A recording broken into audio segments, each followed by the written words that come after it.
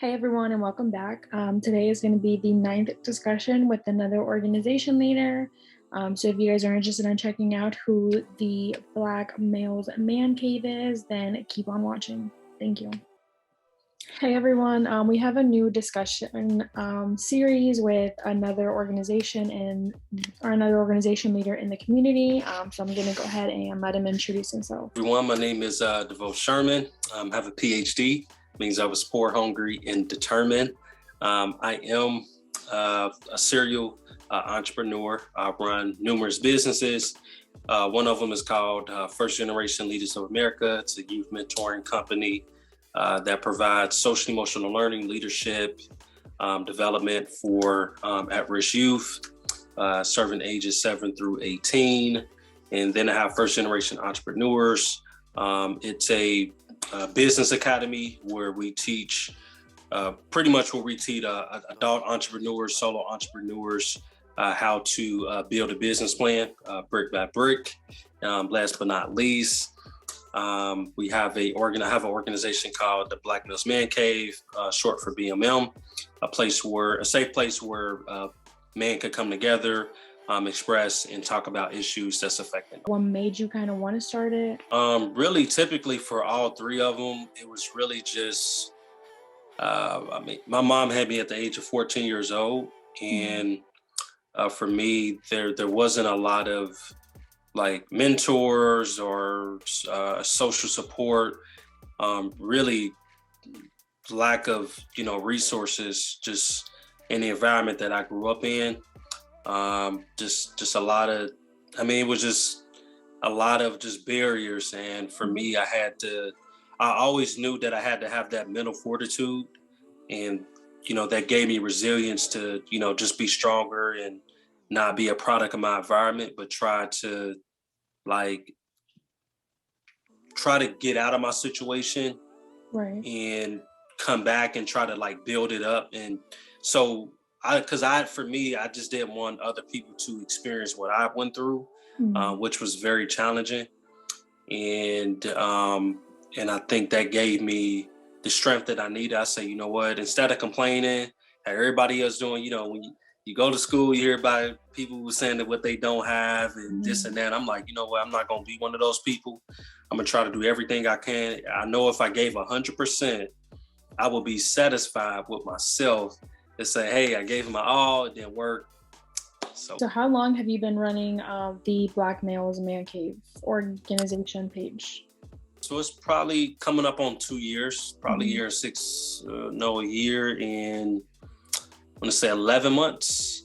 Yeah, so it's the 2 years, it'll be in August. So it'll be 2 years old in August. So, and for really just for that organization, there was not a lot of people that just for men in general. But mostly for Black men, we don't have safe spaces where we can go to and just express ourselves and be vulnerable.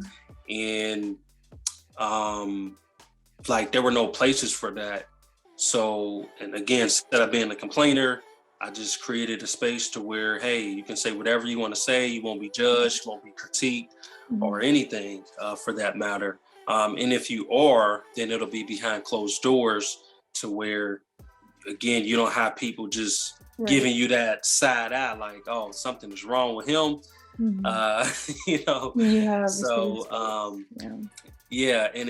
it's more so really accountability thing for us, and that's why it was created, just to really just give us that voice that we need. Like, what are some of the things that you've done with it, or what are some of the things that you've accomplished with it over the years? And we've done numerous. I think for me, when I first started, it was really about getting that engagement. I already had a huge following with just getting people to come to. This was before the pandemic as well. It was on the verge where the pandemic was about to happen, but I would get people, I had an office, people would come to my office, and we would just really just have conversations. I put it out there, the news, I got news coverage for it. So there were a lot of people excited that there was actually something like a resource for Black men to just come together, talk about those issues. So I did like surveys and just really seeing like, okay, what are the issues? I mean, we know what the issues are, but really wanted to get a grassroots understanding of like, okay, what are the, like if we had to pick 4 to 5 issues that we wanted to tackle, like what would be the main one? What would be like the main issues? And everybody come to find out the main issues was finances. So finances, it was investments. I mean, really just finances, period. Budgeting, I mean, everything, anything you can think of about finances, that was really the main issue. And I'm like, you know, well, okay, since we know what that is, let's actually do workshops. Let's bring together like-minded financial experts. And that's what we did. Like we had numerous financial workshops that we called it building the, what is it? Black Financial Freedom workshop. And we had like a panelist of like 7 to 8 Black men, just different areas of the financial world come together. And we talked about finances and what we can do and how we can improve and how we can invest and how we can save and budget and so forth. And it really took off from there. So we started to do those like quarterly, but also other people were saying like, well, we need something. We also need a place where we can come to and just vent and just express. I'm like, cool, well, we can do that as well. So we started doing these, I guess you can call them like general body meetings, but they were safe spaces. And I would go around and like partner with people like, and say like, hey, if we come here, will this be a safe space? Like, will there be little to no interruptions? Like, this is how we talk. Some stuff is probably going to be, you're probably not going to like us to hear us say it, but if you close the door and you just let us do our thing, then you'll be considered a safe space partner pretty much. So we have safe spaces around the city that we utilize that we consider safe spaces. So. Okay, so how can people get involved now, or how can people be a part of it or support now? We do have, so one thing about us, like I said, accountability is huge, taking ownership. And we do have the membership that we have, it is exclusive, but anybody can apply. So you have to get vetted.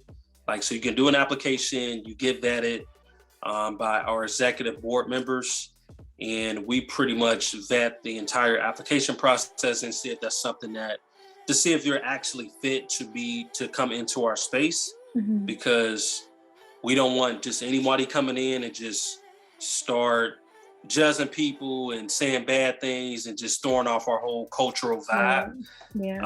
So everybody has to get vetted it, no matter who you are. And that's pretty much how you'll get in. So we have like a private Facebook group.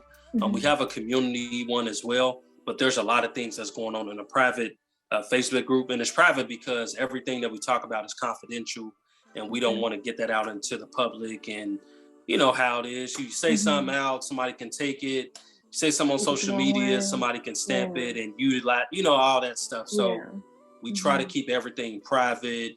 And, what stays in, what they say, what stays in Vegas happens in Vegas, stays in Vegas, what happens in Vegas stays in Vegas type of thing, type of motto. And that's kind of like what we kind of utilize. So, yeah. And I guess, can you just let people know where they can find your page? Like I said, where they can find your private group, or I guess, if they want to be a part of it. Go to the bmm.org. That's where you'll literally find everything.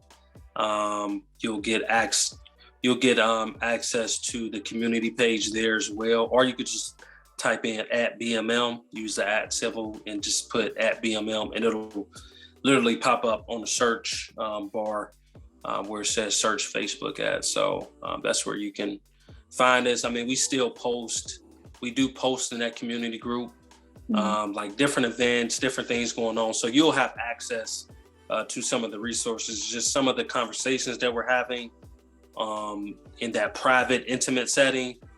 You won't have access to that unless you become a member. But other than that, that's where you can find us. So. Well, thank you so much for coming on. Like I said, I'm going to leave all his links down below so you guys can go check out him and his page. But thank you for coming on, and hopefully we can do this in the future again. Thanks, Jazz. Appreciate you for the opportunity.